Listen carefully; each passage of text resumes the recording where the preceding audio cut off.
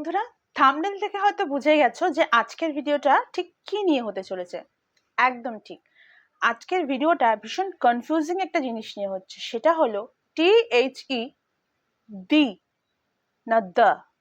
এই THE ওয়ার্ডটাকে আমরা কখন দি বলবো আর কখন দ্য বলবো। হ্যাঁ, বলার ক্ষেত্রে এটা একটুখানি আমাদেরকে খেয়াল রাখতে হয়।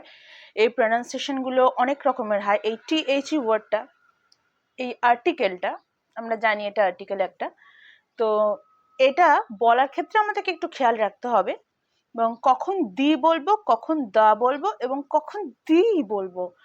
তো চলো আজকে এই THE এই ওয়ার্ডটার সঠিক উচ্চারণ ঠিক কটা এবং কখন কখন সেগুলো আমরা প্রনাউন্সিয়েশন করব, তো সেটা শিখে নিই। এই THE এই ওয়ার্ডটার ব্যবহার কিন্তু ইংলিশ ল্যাঙ্গুয়েজে সব থেকে বেশি, সব থেকে বহুল ব্যবহৃত ওয়ার্ডের মধ্যে এই একটি THE আর্টিকেলটা। THE এই আর্টিকেলটা যখন কোনো কনসোনেন্টের আগে বসে তখন এর উচ্চারণ হয় দ্য। ঠিক THUH এর মতো দ্য, দ্য উচ্চারণ হয়। যেমন আমরা যদি বলি bag, the bag, the house, the, এর উচ্চারণ হবে কোনো কনসোনেন্টের আগে বসলে দ্য এর মতো। The school, the college, the university. University এই বিষয়টাতেও ঠিক পরে আসছি। একটু আগে যখন বললাম যে কোনো কনসোনেন্টের আগে বসলে দ্য হবে, তাহলে ইউনিভার্সিটি তো ইউ দিয়ে শুরু, ভাওয়েল দিয়ে, তাহলে কেন দ্য হবে এই আলোচনাটাও করব। দ্য সান, দ্য মুন, তাহলে এইখানে দ্য কেন উচ্চারণ হচ্ছে? কারণ আমরা লক্ষ্য করলে দেখতে পাবো যে প্রতিটা শব্দ, প্রতিটা ওয়ার্ডই তৈরি হয়েছে কনসোনেন্ট দিয়ে। প্রতিটা শব্দের শুরু হয়েছে একটা কনসোনেন্ট দিয়ে, তাই এইখানে এই THE এর উচ্চারণ হয়েছে দ্য। কিন্তু কখন হবে দি? যখন আমরা কোনো ভাওয়েল সাউন্ড, একটু মন দিয়ে শুনবে, ভাওয়েল সাউন্ডের আগে এই THE কে পাবো, তখন আমরা বলবো দি। ভাওয়েল AEIOU আমরা জানি এগুলোকে ভাওয়েল বলি আমরা, কিন্তু এগুলো বাদ দিয়েও ভাওয়েল সাউন্ড আসবে যেখানে, সেখানেও আমরা দ্য বলবো না, বলবো দি। অর্থাৎ আমরা বলছি দি অ্যাপল, দি আমব্রেলা, দি এগ, দি ঈগল, দি আইসক্রিম। এই প্রত্যেকটি ভাওয়েল দিয়ে তৈরি হয়েছে, সেই জন্য আমরা বলছি দি। যখন আসে ইউনিভার্সিটি, ইউ এর উচ্চারণ কেমন? ইউ এর সাউন্ডটা কি? ইউ এর সাউন্ডটা হলো আ। আমব্রেলা, আঙ্কেল, এই ইউ এর সাউন্ডটা হলো আ। কিন্তু যখন বলছি ইউনিভার্সিটি, ইউ কে ইউ এর মতো উচ্চারণ হচ্ছে, এর সাউন্ডটা আ হচ্ছে না। যখন বলছি ইউনিভার্সিটি, ইউটেন্সিলস, তখন এর উচ্চারণগুলো ইউ এর মতো হচ্ছে, তাই সেই ক্ষেত্রে আর দি বসবে না। এই ভাওয়েল সাউন্ডগুলো যখন ইউ এর মতো আসছে, আ এর মতো আসছে না, তখন আর দি বলবো না, তখন বলবো the. The university, the utensils. এবার আসি আওয়ার, অনেস্টি, অনেস্ট ম্যান, এই শব্দগুলোতে। আমরা জানি এইচ এর সাউন্ড কি? এইচ এর সাউন্ড হ, হ এর মতো উচ্চারণ হয় তো। এইচ, হাউএভার, হাম্বল, হাইট, তো এই সব ক্ষেত্রেই এইচ এর সাউন্ড হয়েছে হ এর মতো। কিন্তু আমরা যখন বলছি আওয়ার, অনেস্ট, এখানে এইচটা কিন্তু সাইলেন্ট থেকে যাচ্ছে, আমরা উচ্চারণটা ভাওয়েল সাউন্ড দিয়ে শুরু করছি, অনেস্ট, আওয়ার।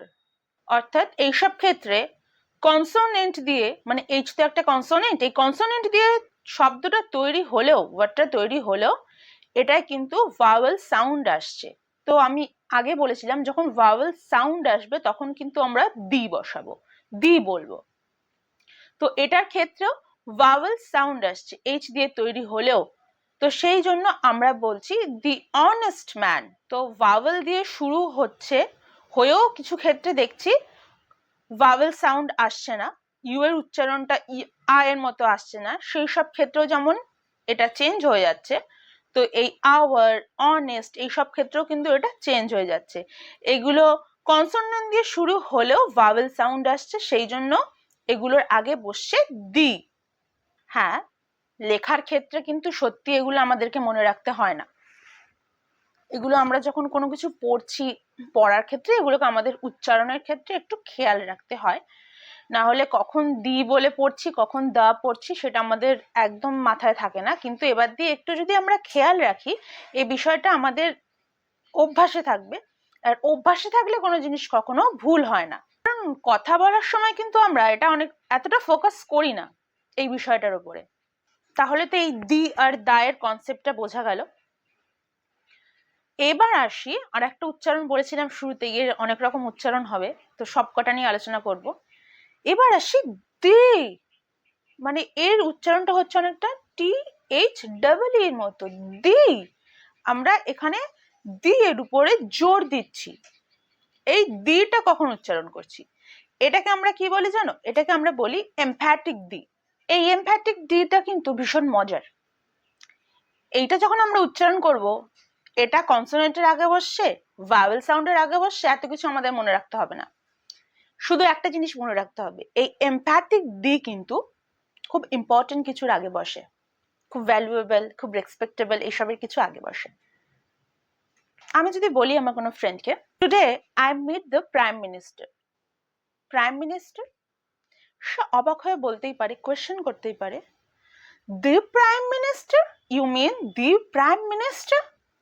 ওর অবাক হয়ে এইটার উপরে প্রেশার দিল, দি প্রাইম মিনিস্টার, মানে এটা একটা রেসপেক্টেড পারসন বা একটা ভ্যালুয়েবল পোস্টের জন্য ওটা যে অবাক হয়ে আমরা বলছি the prime minister, the chief minister, you mean the chief minister. তো এই ক্ষেত্রে ভাওয়েল আছে কি ভাওয়েল সাউন্ড আছে কি কনসোনেন্ট আছে সেসব আমাদের অতটা মাথায় রাখতে হয় না। তো এই এমপ্যাথিক দিটা যখন আমরা বলছি তখন ঠিক এই জায়গাগুলোতে এগুলো বসছে। Prime minister, president, the president, তো তার পোস্টটাকে আমরা হাইলাইট করে যখন বলছি তখন আমরা এই দি বলছি, দি, টি এইচ ডাবল ই, এই উচ্চারণটা কিন্তু অনেকটা এরকম হচ্ছে। তো আশা করি এই আর্টিকেলটার 3 রকম উচ্চারণ যতটা পেরেছি তোমাদেরকে একটু ক্লিয়ার করার চেষ্টা করলাম কনসেপ্টটা। কোথাও কোনো অসুবিধা হলে আমাকে কমেন্টে প্লিজ জানিও, আর কিরকম কি কি বিষয়ের উপরে ভিডিও দেখতে চাও সেটা নিয়েও আমাকে কমেন্ট করো। আমি নিশ্চয়ই চেষ্টা করবো 100% সেইগুলো নিয়ে তোমাদের সাথে আলোচনা করার। খুব ভালো থাকো।